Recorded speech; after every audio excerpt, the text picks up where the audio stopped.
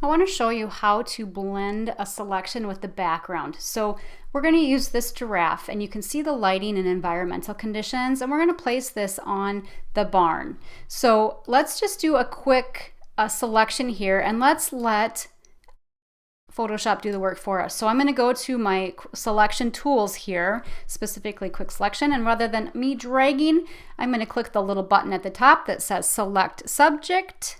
There it is. So now I'm going to do a copy, Command or Control C, bring it over to the barn, and Command or Control V to paste it.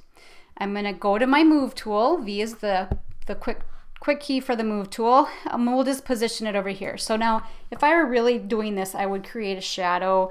I may paint one back there, or I may copy the giraffe and try to cast a shadow, looking at the environment and seeing kind of how the shadows are casting. But let's just see how we can blend the coloring to match. So what I'm going to do is Command or Control click on the thumbnail of this giraffe layer. Then I'm going to go to the barn, and I can turn this one off. I'm going to copy this area, and I'm going to paste it on a new layer. So what happens is I get this area that is selected in the shape of the giraffe. Then I'm going to go under the filter menu, and I'm going to do a blur. I'm going to average it. So what this is doing is taking those color tones and making an average. So then I just need to place this above my giraffe. Let's turn everything back on. And on this layer, which I could call the blend,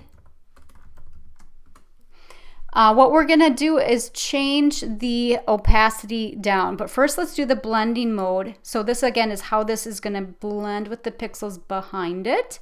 And we're going to choose color. All right.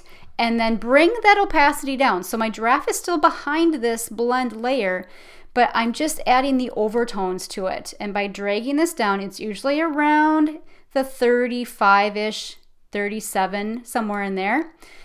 This fits better. So what you're doing is you're making a selection from the background. You're doing a blur of averaging all the colors together, placing that area, that selection on top of the stack, then changing the blending mode to color, and reducing the opacity to around 35-37%.